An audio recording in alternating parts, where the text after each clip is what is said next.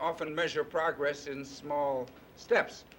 And this has to do with a conversation between Adlai Stevenson and the representative of a country which has a possession out in the Pacific, not in Africa, because there has actually never been any what we would call practicing cannibalism in Africa. There's been some ritualistic cannibalism, but cannibalism for eating's sake has not, so the anthropologists tell us, has not been practiced on the African continent. But in some of the Pacific islands, it has been practiced. And this conversation had to do with progress being made by the administering authority over this island in doing away with cannibalism in that island. And this delegate said to Adlai Stevenson, "We're making progress." He said, "It's slow, but we're making progress." He said, in fact, as a result of our preaching to the natives against cannibalism today, in these days, on Fridays, the natives are now only eating fishermen.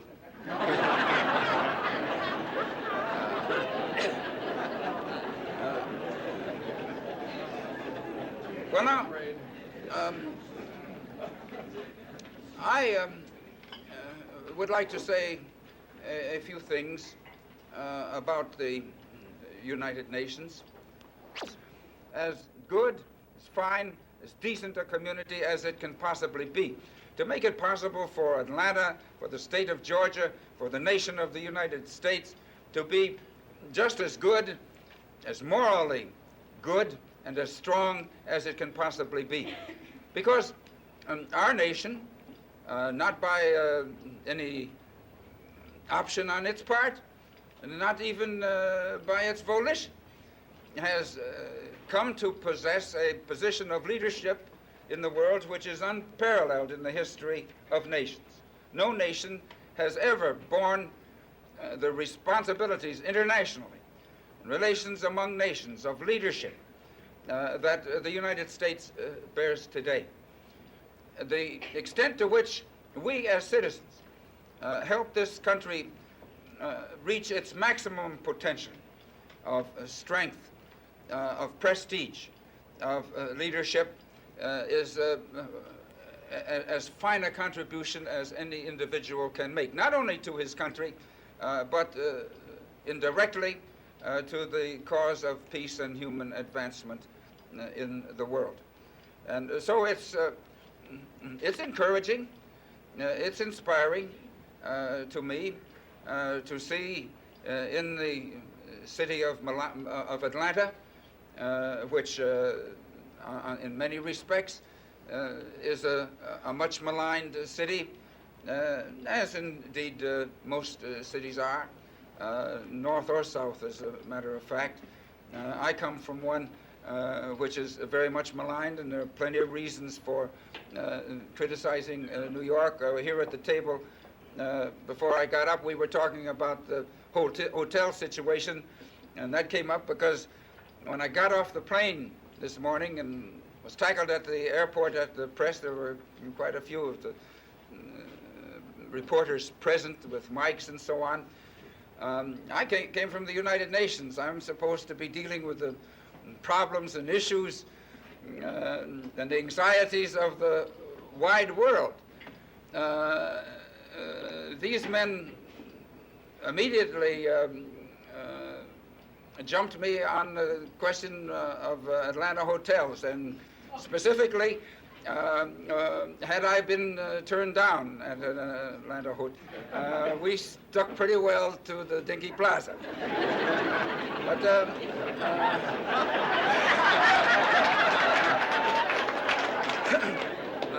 well, I want to congratulate you because you're here exactly because your interests are broad, because you are concerned with making this a better community, making this nation a stronger and a better nation, and thereby making the world a stronger and better world.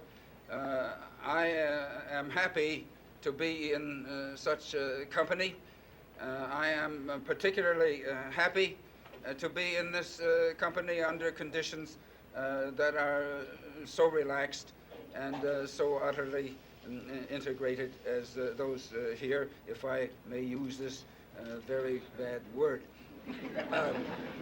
And so now, I would only too happily expose, never hesitated to pay up their appropriations under the regular budget of the UN. They pay on the dot. There are some other states who haven't been as good in meeting their obligations under the regular budget. We went into heavy expenditures on two operations in the UN. One, the United Nations Emergency Force, which is the peace army which we have deployed along the long frontier between Egypt and Israel, which has been in the Congo, and that's costing us $11 million per month over and above the regular budget as a temporary thing. And the Soviet bloc says this too is illegal. We're not bound to pay. That issue was before the World Court, and I understand that decision, advisory opinion of the World Court on whether there is an obligation to pay these special assessments will be handed down very soon, possibly in the next 2 or 3 weeks, which will give us a legal guide on that situation. So it's in connection with your question, it's well to keep in mind this separation. The regular budget, on which there's no question that there's an obligation to pay, and if a country doesn't pay up, within 2 years the voting privilege can be taken away from him. We have no provision in the UN for expelling members, but if they are delinquent for 2 years in their assessments, their regular assessments, they can be they can be deprived of